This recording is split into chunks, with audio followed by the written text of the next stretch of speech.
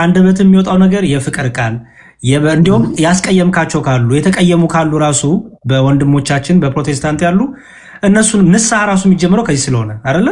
ምክንያቱም የበደሉንም ብቻ አይደለም የበደልናቸውንም ስለሚል ኦኬ ሶ በቃ ትምህርት ላይ አተኩር። ለነሱ መልካም ነገር በመልካም ፍቅር በመልካም ንግግር በመልካም መመኘት በጸሎት ባለው ነገር ሁሉ ከውስጥ መልካም ነገር ብቻ ከአንደበት እየወጣ በእነሱ ዘንድ ያለውን ነገርም በዚህ መልኩ አድርገው በቃ አይ በመታየው መልኩ እሱ ቤት አትግቡ እየተባለ ነው አሁን ሰዓት። እሱንም አትቁጠር ይሄ እንዳልኩ ነው። በቃ አልቆጥረውም ግን አይ እንዲሁ እንድታቀው አይቻለሁ እንዳትገቡ እሱ ቤት እየተባለ በየቦታው ላይ ፖስት እየተደረገ ነው። እኔ አስገድጄ ማስገባው ሰው የለም። አላይም ብሎኝ ማየት የማይችል ህዝብ ነው ያለው። እኔ እግዚአብሔር ይባርክ። እሱን እጠለዋለሁ ብሎ ግን እኔ ስክሮል ሲያደርግ እኔን ሳያይ የሚያልፍ የለም። ወድጄው አይደለም ግን እግዚአብሔር አምላክ ያለው ነው። ምንም ማድረግ አይቻልም። አንዳንዴ እየጠላው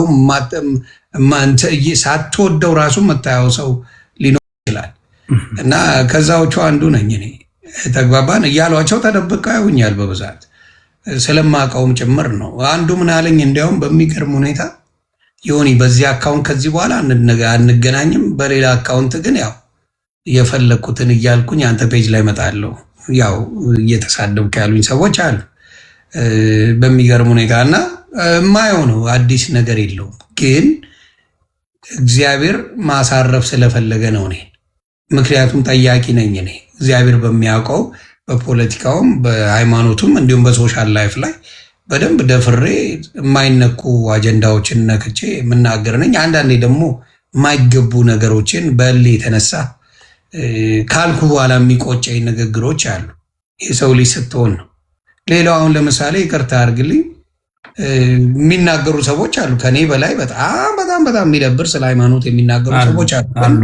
በዛ ውስጥ ሆነው በእምነት ውስጥ ሆነው ራሱ አሁን በኦርቶዶክስ ውስጥ ሆነው ኦርቶዶክስን የሚያንቋሹ ብዙ አሉ። ኦርቶዶክስ ሆነው ማለት ነው። የኔ የሚገነፍለው ምንድን ነው ያልኳት ነገር ሁሉም ጋር ይደርሳል። የኔ ቢግስት ፕሮብለም እኔ የተነፈስኳት ትወጣለች። በተለይ የሆነች ነገር ልሳት ከዛም እዛም ሲቀባበለኝ ነው የሚውለው። ገባ እነሱ ንጹህ ነው በዚህ የሚያዩትና በዛ ስላልሆንክ ያሬዶ እግዚአብሔር ያክብርልኝ። እግዚአብሔር ያንተን ሽርፍራፊ ልብ ይስጠኝ። እንዲያውም የሚገርም ነገር እኔ እንዲያውም ያንተን ልብ ነው የምፈልገው። ምክንያቱም እኛማ እግዚአብሔርን ያወቅነው የለመድነው ደፋሮችም ሆነናል። እግዚአብሔር ሲቆነጥጠንም ሲቀጣንም ደግሞ ይቅር ሲለንም ስለተለማመድ ነው።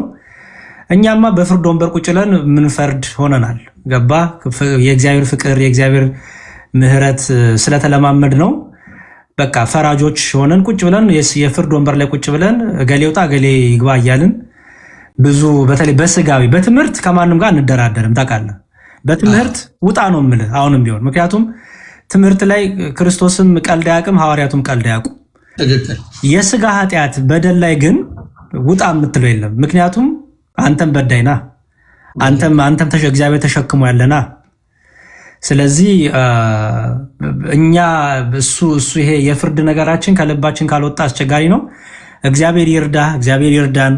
እንዳልኩ በቃ አንደበትህን ገርተህ በፕሮቴስታንቱም ሳይድ ያሉትን መልካም ነገር እየተመኘ ከመጡ መልካም በትምህርት በተረፈ ምንም ፐርሰናል ነገሮች ሳይነሱ ምንም የግል ነገሮች ሳይነሱ በቃ እግዚአብሔር ይቅር ይበለን። እናንተንም ይቅር ይበላችሁ፣ እኔንም ይቅር ይበለኝ። በንግግሬ በተናግሬ አዲስ ፔጅ አዲስ ምዕራፍ እግዚአብሔር እስክሪብቶና ደፍተር ሰጥተዋል። እስክሪብቶ የተባለው ምንድነው? ደፍተር የተባለው ምንድነው? ደፍተርክ እድሜ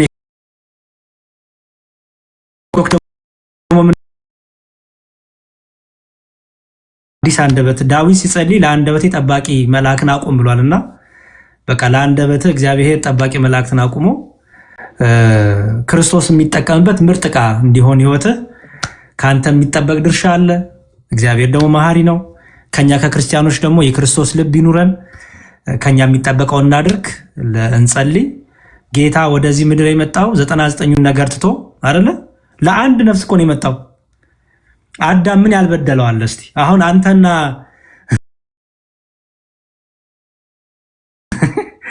አንተና አሁን እኛ ዮናስ በደለ የምንለውን ይዘን እና ክርስቶስ የእኛን ኃጢአት ይዞ የተሸከመውን ብናነጻጽረው ምንም እኮ አይገናኝም። እንደኛ እኮ በጣም በጣም በጣም ወራዳና በደለኛ የለም። ግን ክርስቶስ ቸር ነው፣ ቸር ነው። ይሄ ማለት ግን ነገ ዮናስ ነገ ተመልሶ ቤተክርስቲያንን ቢሰድብ፣ ነገ ተመልሶ ሌላ ነገር ድራማ ቢሰራ እኛ ክርስቲያኖች ምን እንደምናደርገው ይባል በጸሎት እናስበዋለን የሚለው ምንድነው መጽሐፍ ቅዱሱ መሰለ ይሆኔ አንድ ሰው ቢበድልና ብታዝንበት ለራሱ ነገር ይላል። መጀመሪያ ይኸው እየነገርኩ ነው። ለራስ ቤት ከፍቻ አላማውም ማለት ስምንም አንስቼ አላቅም እንደምታውቀው ይኸው ለፊት ለአንተ ነገርኩ። ያ ሰው ባይስተካከል ጓደኛ ይዘህ አንድ ቀረብ ያለ ሰው ይዘህ ደግሞ አናግረው ይላል። አስቡ። ከዛ ደግሞ አሁንም ባይስተካከል ደግሞ በህብረቷን አናግረው ይላል። በቤተክርስቲያን ሆነ አሁንም አልሰማ ቢል የቤተክርስቲያን ሽማግሌ ይዘህ አናግረው ይላል። አየው። አሁንም ደግሞ አልሰማ ቢል ምን አድርገው ለቤተክርስቲያን ሰጥተህ ለእግዚአብሔር ሰጥተህ ከእርሱ ግን ምን በል ተለይ ይላል። አየው። ኦኬ። ይሄ ሁሉ ሂደት ለምንድን ያስፈለገው ይባል ከሐሜት ለመዳን አየው። ሐሜተኛ ከመሆን ስላንተ ሳወራ እድሜን ከምፈጅ በዚህ ወጣ በዚህ ገባ ከምፈጅ ከእኔን ከሐሜት ለመጠበቅ ከቂም ለመጠበቅ ከቁጣ ለመጠበቅ እነዚህ ሂደቶች እንሄዳለን ማለት ነው። ለቤተክርስቲያን ሰተተለይ ማለት ነው። ስለዛች ነፍስ በቃ እግዚአብሔር እንዲምራት እግዚአብሔር ይቅር እንዲላት ምን አድርጋት ነው ጸልይላት። በቃ ለእግዚአብሔር ስጣት። አንተ የሚጠበቅብን ነገር አድርጋለሁ፣ ከኛ የሚጠበቅብን ነገር እናደርጋለን። ቀጥሎ ደግሞ ለእግዚአብሔር ሰተን እግዚአብሔር ደግሞ ልብን የሚመራ የሚያስተካክል ነውና ለእግዚአብሔር ሰተን በጸሎት እያሰብን የክርስቶስን ልብ ይዘን እንግዲህ ጌታ እስኪመጣ እንበረታለን ይሁን ብለን እናስባለን። አሜን። አይ እኔነ እግዚአብሔር የሚያበረታ አምላክ የሚያበረታ የሚደግፋ እንደ ሰው ቢሆንማ አልኩ። በተለይ እኔ የምኖር አይመስለኝም እንደ አበሻው ንግግር በጣም በጣም በጣም በጣም ይጎዳኛል ብለው የሚያስቡ ሰዎች አሉ። የሚገርመኝ በጣም አሁን በአቡነ ማትያስ እንዲሁም የአቡነ ማትያስን ስፔሻሊ የሆነ ጦርነት በነበረበት ጊዜ ኦርቶዶክስ ተብዬ የተባሉት ሁሉንም እያልኩ አይደለም፣ በጦርነቱ ጊዜ እሳቸውን ሲወቅሱ የነበሩ ሰዎች ነበሩ። በጣም ብዙ በሚዘገንን ሁኔታ ሶሻል ሚዲያ ላይ እየፖሰቱ ዘግዝቀው ስትሰድቡ የነበራችሁ ስንት ናችሁ? ራሳችሁን ጠይቁት። የእኔ ስራ ልክ ነው እያልኩ አይደለም። እናንተ ስታረጉት እኔ እስከዛ ወጥቼ ነው። እዛው እኔ ቢሆን አዎ ይባላል። ከዛ ከወጣው ለእኔ እኮ ምንም አይደሉም እሳቸው። ተግባባል። በዛ ደረጃ ስታረጉ የነበሩ ወንድምና እህቶች ነበራችሁ እኮ። እንደው ሾርት ሚሞሪ ስለሆንን ምናምን ሊሆን ይችላል እንጂ የጦርነቱ ጊዜ በደንብ አርጋችሁ እሳቸውን ሙልጭ አርጋችሁ ስላልተናገሩ በጦርነት ኢንቮልቭ አላረግም ስላሉ አቡነ ማትያስ የሰደባችኋቸው ብዙ ሰዎች ነበራችሁ። እና አንዳንዴ ሰውን ስንወቅስ ራሳችንን ብናይ እኔም አድርጌው ነበረ ወይስ እኔ ንጹህ ነኝ የሚለው ወንድማችን ያሬዶ እንዳለው ብናይ ጥሩ ነው። እኔ አሁንም አልኩኝ፣ ትላንትም ከትላንት ወዲያም ብያለሁ። ምናልባት ቪዲዮን አይተህ ሊሆን ይችላል። ለኦርቶዶክስ የምጨምርላት የምቀንስላት 5 ሳንቲም ነገር የለም። ምንም ነገር ለዘመናት የኖረች ስንት ዘንዶች መጥተውባት የተቋቋመች ወደፊትም የምትቋቋም ቤት ናት። ምንም በአለት ላይ የተመሰረተች ምንም ነገር የማይሸረሽራት እንደሆነች አሳይታለች። ምንም አለት ላይ ነው ያለችው። በአሸዋ ላይ የተመሰረተ ማን እንደሆነ አብረን የምናየው ይሆናል። እና ትልቁ ነገር ምንድን ነው? እኔ ተምሬያለሁ ወይ ነው? እኔ ድኜበታለሁ ወይ ነው? ስለዚህ አብዛኞቻችሁ አሁን በነገራችን ላይ አንተ ቤት መጥተው ኦርቶዶክስ መስለው የሚሳደቡ የሌላ እምነት ተከታዮች እንዳሉ ተረዱ። በፊት አላቅም ነበር። እግዚአብሔር በሚያውቀው እዚህ ቤት ትልቅ ሴራ እንዳለ የምነግራችሁ ኦርቶዶክስ መስለው በፌክ አካውንት ገብተው ብዙ ነገር ይጽፋሉ። ስለዚህ እሱንም ጥንቃቄ አድርጉ። ምክንያቱም የኦርቶዶክስ በእምነቱ ላይ ትንሽ ጨከን ይላል። ደስ የሚል ነገር አለ እና የራሱን ሰው አሁን ያሬዶ ጋር መጥቶ there's no way ኦርቶዶክሳዊ እህት ሆና ኦርቶዶክሳዊ ወንድም ሆኖ ወንድም ያሬድን የሚናገረው የለም። 100% ሹሮኝ ይናገራለሁ። ኦርቶዶክስ መስሎ ፕሮፋይል አድርገው ሆን ብለው የሌላ አሁን ነው የቅዱሳን ስዕላትን አድርገው መስለው የሚመጡ ሌሎች እንዳሉ ግን እንድታውቁ ብዬ ነው። ይሄ ነገር ስላለ ስለማውቀው እዚህ ቤት አሉ። በደንብ ኦርቶዶክስ እንድትጠላ ትልቅ ፕሮጀክት አለ፣ በጣም ሂዩጅ። ይሄ የዋህ ቤት ስለሆነች ይሄን ሌላው ጋር ያለው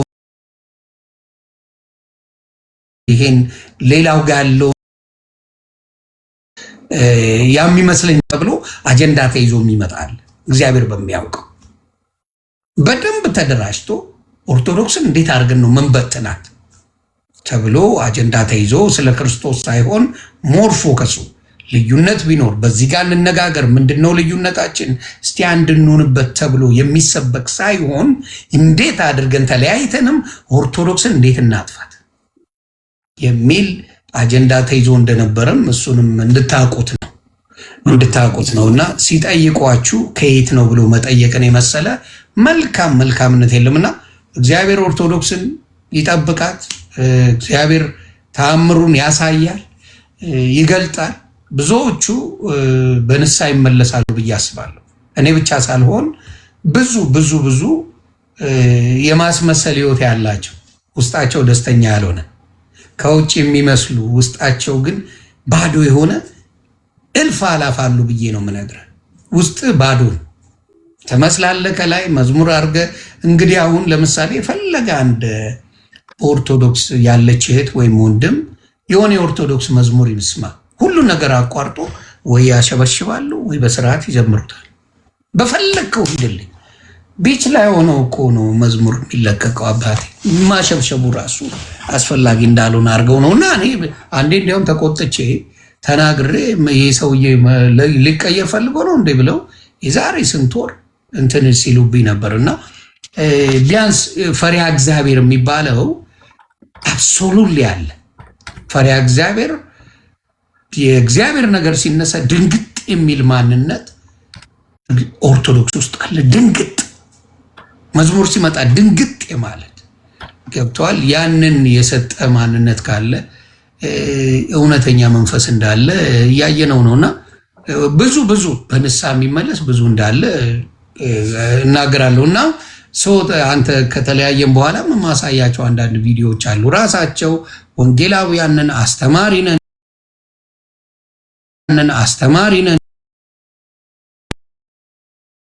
ነው የሚመጣው ሲያርፍ ብለው ራሳቸው የሚናገሩትን እኔ እንደ ትምህርት አድርጌ ስድብ አይደለም እኔ አይደለም የምናገረው፣ የራሳቸው ሲነጋገሩ ምን እንደሚሉ የማሳይበት ነገር ይኖራል ብዬ አስባለሁ። ለሁላችንም ልቦና ይስጠን ነው።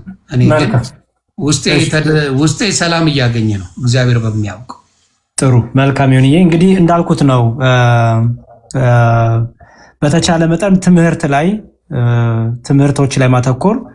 ኢቨን ፕሮቴስታንቶች ራሱ ቻሌንጅ ማድረግ ከፈለግ በግለሰቦች ድካም በግለሰቦች ኃጢአት ሳይሆን በትምህርት። ምክንያቱም ኃጢአትማ አንተም ሁላችንም እንሰራለንና በትምህርት ያ ከሐሜት ይጠብቃል። ያሬዶ የትምህርት ነው፣ ሐሜት ትምህርት ነው። እሱ ነው እያልኩ ያለሁት። በቃ በተቻለ መጠን ሐሜትና ትምህርትን መለየት። ምክንያቱም እግዚአብሔርን ደስ አያሰኘው። እኛ በሐሜት እግዚአብሔር አይከብርም። ለምሳሌ አሁን ነገ እግዚአብሔር ፈቅዶ ወደ ቤተክርስቲያን ወደ ኦርቶዶክሳዊት ቤተክርስቲያን ብትመለስ በቀይደር በንስሐ ጴንጤን ብትሰድብልን ለኦርቶዶክስ አጠቅማትም፣ እግዚአብሔርም ደስ አይሰኝም። ኦር ጴንጤ ሆነ ደግሞ ኦርቶዶክስን ብትሰድብ ኦር ደግሞ ክርስቲያን ሆነ ሙስሊም ብትሰድብ እግዚአብሔር በዛ አይከብርም። እግዚአብሔር በስድብ አይደለም የሚሰበከው የሚገኘው። እንግዲህ ወንጌላዊ ነን ብለው 10 ዓመት ሙሉ ይሄን ሰርተውታል። እኛ እንደሆነ ባይገባኝም እኔ ፍርዱ ለእነሱ እንተዋለን። ሆን ግን አሁን ከኔና ከአንተ ምን ይጠበቃል? 7 ዓመት ዩቲዩብ ሸቅለውበታል። ከኔና ከአንተ ምን ይጠበቃል ነው። ምክንያቱም እንሞትና በፍርድ ወንበር እንቆማለን በክርስቶስ ፊት እና ክርስቶስ ምን እስቲ ለእኔ ብላችሁ ሐሜት ያማችሁልኝ፣ የሆነን ግለሰብ የሰደባችሁልኝ፣ የሆነን ቤተ እምነት ያንቋሻችሁልኝ ኑ ወደ እኔ ጥሩ ሰራችሁ አይልንም። የሚለን ምንድን ነው? ምን ፍቅር ሰጣችሁ? ጠላቶቻችሁን ወደዳችሁ? የሚሰድቧችሁን መረቃችሁ ሆይ? ከሐሜት አንደበትን ቆጥበ ልብን ንጹህ አድርገ በይቅርታ በንስሐ ተመላለስኩ ነው ትልቁ ክርስቶስ ይፈልገውና ያንን እግዚአብሔር አንተን እንድታረግ መንፈስ ቅዱስ ይርዳ፣ እኛንም ይርዳን። ወደ እውነተኛው እግዚአብሔር ደስ ወደሚሰኝበት ይሄ ሰው የሚያጨበጭብለት ሰው ምናምን ደስ የሚሰኝበት ሰው እግዚአብሔር ደስ የሚሰኝበት ህይወት ለአንተም ለሁላችንም የሚስጠን እድሜን የንሳ ጊዜው እንግዲህ አሁን የጾመው ስለሆነ የንሳ ጊዜ ለአንተም ለሁላችንም የሚስጠን አንድ መዝሙር ላሰማህና በተለይ አሁን የተናገረው ነገር የሚጠቀልልልን ስለሆነ በዛ መልኩ ቢሆን አሪፍ ነው። እስቲ ልክፈተው ስማ። ወልድ መንፈስ ቅዱስ አሐዱ አምላክ አሜን። እንደምስከ ሰዓት ቆያችሁ። አሜን። የአምላካችን የእግዚአብሔር ስም ከአጽናፈ ዓለም እስከ አጽናፈ ዓለም የተመሰገነ ይሁን። የዘማሪት ሲስተር ህይወት ተፈሪ የሆነውን ምናለ ብታስተምረኝ የሚለውን መዝሙር በአንድነት በተመስጦ እንዘምር።